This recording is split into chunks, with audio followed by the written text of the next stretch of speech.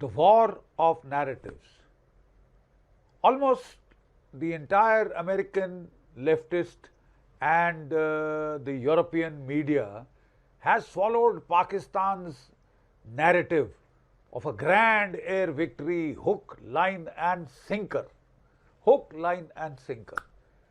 You know, most of it was based on a very slick PowerPoint presentation. No actual battle.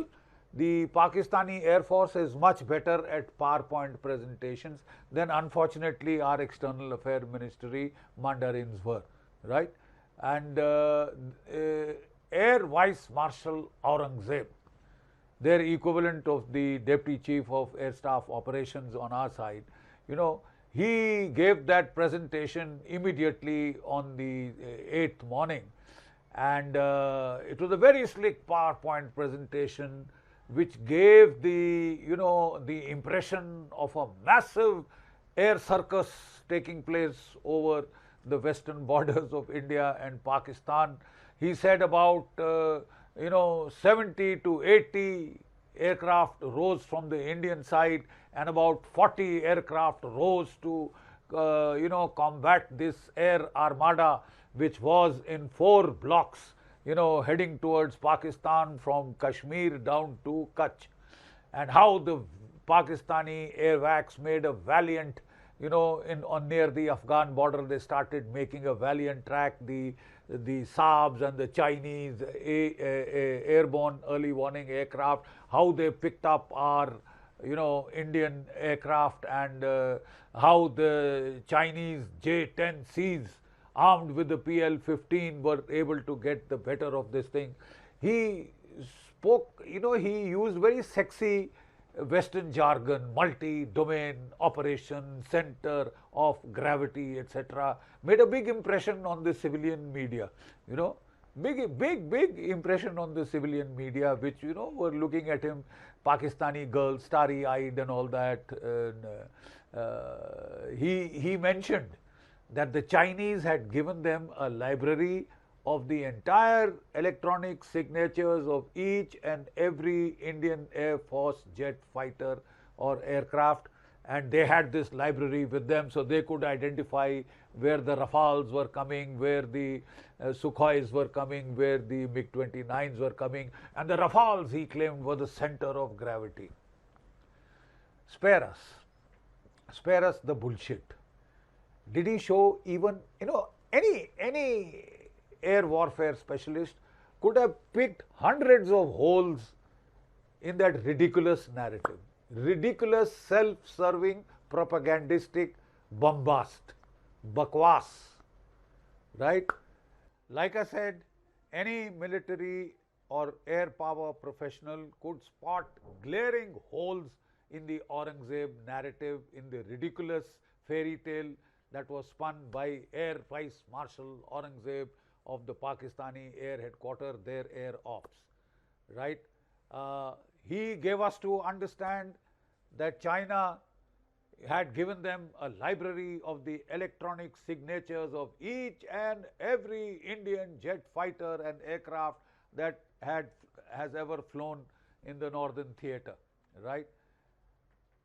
What this gentleman forgot to tell us was, or he forgot totally to show us, the real proof of a kill, air-to-air kill, when the DASI, Directorate of Air Staff Inspection carries out, analysis of how air battles have gone, how air exercises have gone. They show the radar tracks. The radar acquiring a target, firing a missile, and that blip going off. Not one radar track was shown. Just that we fired, this is the two opposing circuses of aircraft, the greatest air battle in the world, 120 aircraft, both from India and Pakistan, sometimes exaggerated to 140 aircraft. They fought and Pakistan won an epic victory, air victory. Bullshit. Give us another one.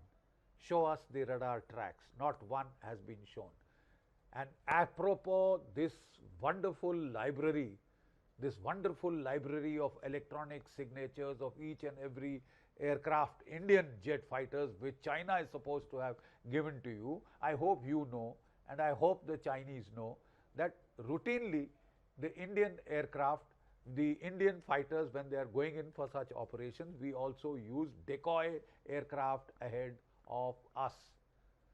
Decoy aircraft like the Lakshya, pilotless target aircraft, which we use for target practice, speed of Mach 0.7 Mach, can fly anything from 50 meters to almost up to 9 kilometers up, and it has the electronic payload to replicate the electronic signatures of the much larger Su-30 Rafales and the MiG-29s, etc.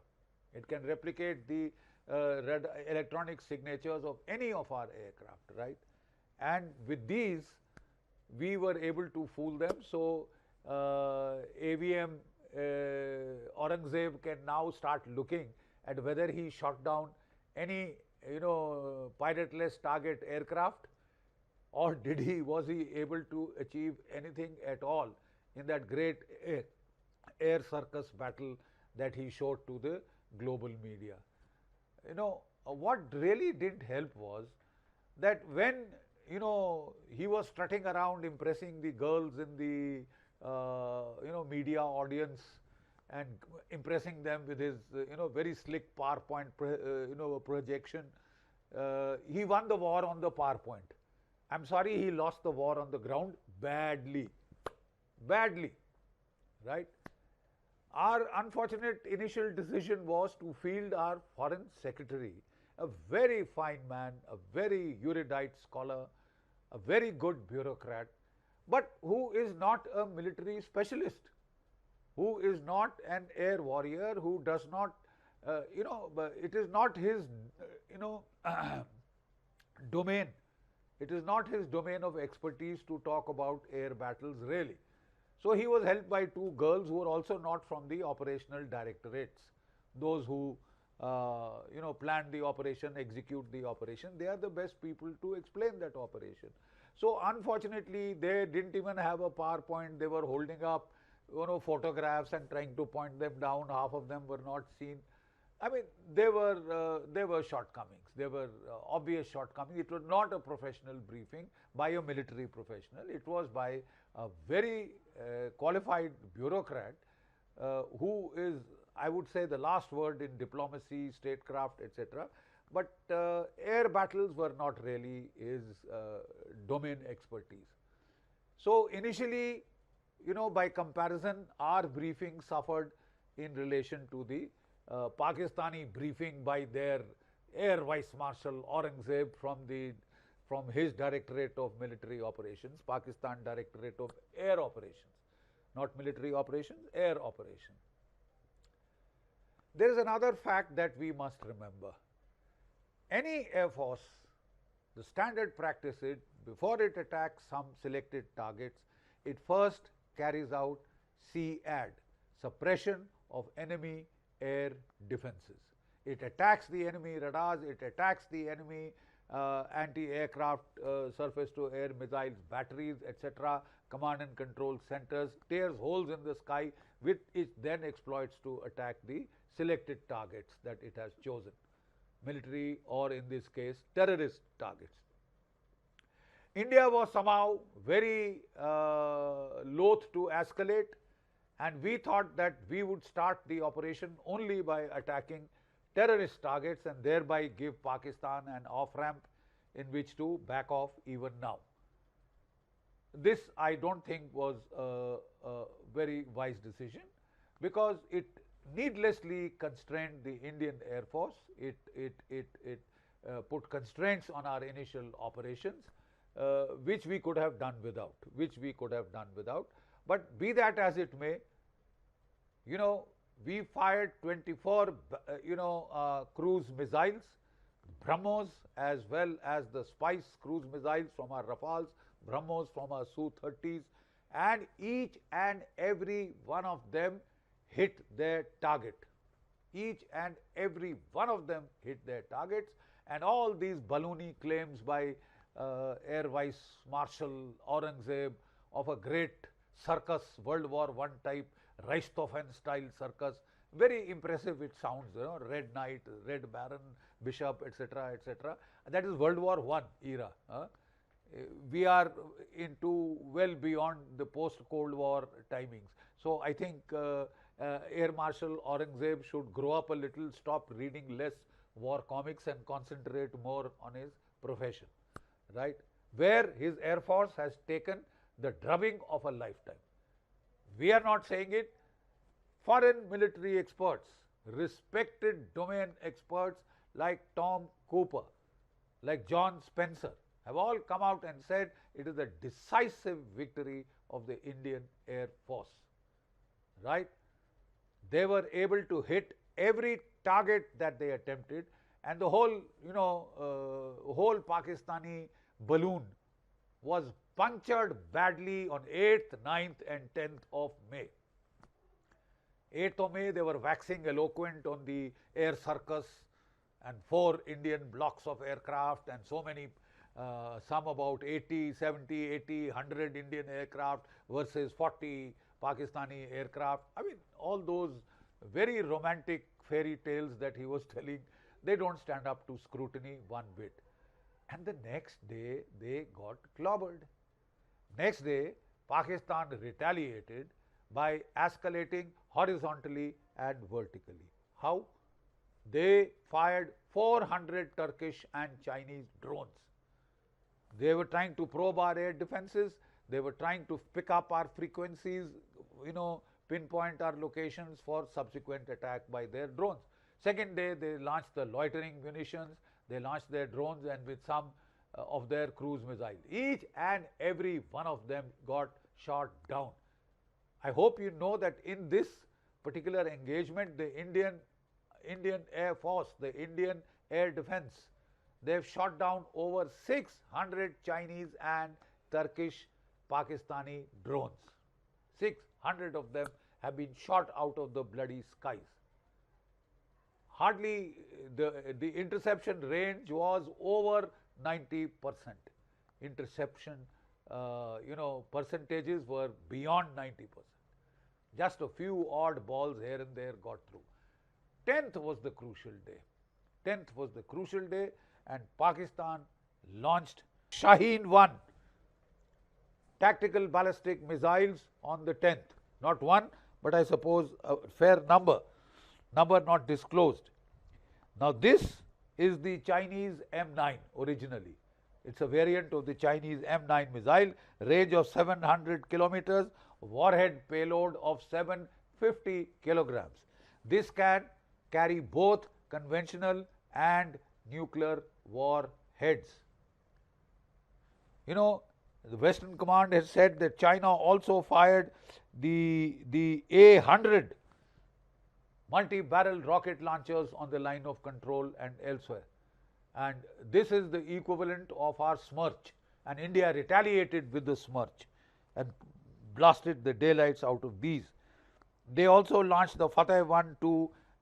It is being said these are MLRSs. Initially, it was being claimed that these were Fateh missiles, but the Fateh missile, the missiles, ballistic missiles, have now been identified as Shaheen 1.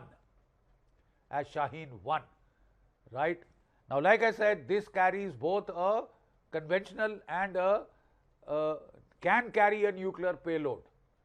And these were aimed at Delhi. One of them was aimed at the Golden Temple, for which Pakistani ISI had very dutifully made the propaganda line that India is firing missiles at its own Golden Temple. Can you hear of a more ridiculous claim than that? Matlab, it is not even laughable, right? And then the Pakistani machinations came to light when they were trying to fire at the Golden Temple. Each and every one of them got shot to smithereens. This Shaheen 1 was intercepted by a kinetic shot by the S-400. And over Chandigarh, you could see the shower of meteorites falling down as this Shaheen 1 was blasted out of the skies. And quite obviously, no Indian planner could wait to see whether these missiles were carrying conventional or nuclear warheads. So we hit the Chagai Hills, we have hit the Kirana Hills, right? The nuclear storage sites and which the entrance and the exits have been blocked. And Pakistan realized that all the missile-based nuclear weapons could not get through because we had the S-400s. To back up the S-400s, we had the Prithvi PAD, Point Air Defense System, designed to blow out ballistic missiles. So Pakistan's tissue of lies has been exposed. When Pakistan retaliated, India hit 11 out of 12 Pakistani air bases. Once again, we used the pilotless target aircraft, the dummy aircraft, to make the Chinese air defense radars open up. When they opened up, these were hit by the Harop kamikaze suicide drones, which the Israelis have supplied to us. And they again switched them off, moved their radars, moved their HQ-9 and HQ-16 Chinese surface-to-air missile batteries, a lot of them, and we sent the pilotless aircraft again with the electronic signatures which the Chinese have so thoughtfully given to the Pakistanis of every single jet they claim of the Indian Air Force. So they opened up again, and this time, of course, we destroyed 4 radars. We hit the HQ batteries, we hit the command and control nodes, we hit their air bases, we hit their nuclear weapon storage sites, and the people in Rawalpindi and Islamabad might as well buy dosimeters and iodine tablets to prevent throat cancer. So where do we go from here? Frankly, in hindsight, we let Pakistan off the hook. I think we were too kind in giving it a pause in operations. I'm sure it will go running to China to try and make up its losses, running to Turkey to try and make up its losses as fast as possible and free of cost. And whatever $2 billion it has got from the IMF will all go to China and Turkey to buy more missiles, buy more drones, etc., etc. And the task is crystal clear for us. Thank God we have not called off Operation Sindoor. We've only paused it. We need to utilize this pause to increase our defense budget to 2.5 to 3% of our GDP. Somehow we've been only keen to economize on defense. I think this economy can be very costly on the battlefield. We need to open our coffers now, and at least we have to be ahead, technologically ahead. Thank God for our indigenous scientists who have enabled us to do that. But we have to have overmatching capabilities with Pakistan at least, if not both China and Pakistan. And for that, if we have to spend money, we have to spend money. Please open your purse strings and let it flow. We can't afford this, penny pinching any longer. Number one. Number two, I think it's about time that we concluded the deal. The Russians have been very generous. They have offered us a deal of about 36 to 42 of the Su-57s. I think now we have very carefully watched who has done what by us during this conflict. And I think the two friends who come closest are Israel, Russia, and France, not necessarily in that order. Unfortunately, the French refused to share the source codes of the Rafale. Otherwise, we could have fitted our Astra BVR missiles, our BrahMos cruise missiles on the Rafales. And they would have done a far better job than they have now. The Russians share their source codes, they share everything. So do the Israelis. So I think we have now seen who is our friend and who is lukewarm and who is not. So we must, I think, quickly make up, because not only do we have to take care of Pakistan, we also have to take care of China. We also have to take care of China. So the Su-57s are a must. We must get them at the earliest. If we still want to go in for the Rafales, we must speed up that. But we must tell France that they'll have to share source codes if they want to sell their Rafales to us, right? We must quickly go in for additional A-tag medium artillery guns. We must get ready, if necessary, for a fight to the finish. Jai Bharat, Jai Hind.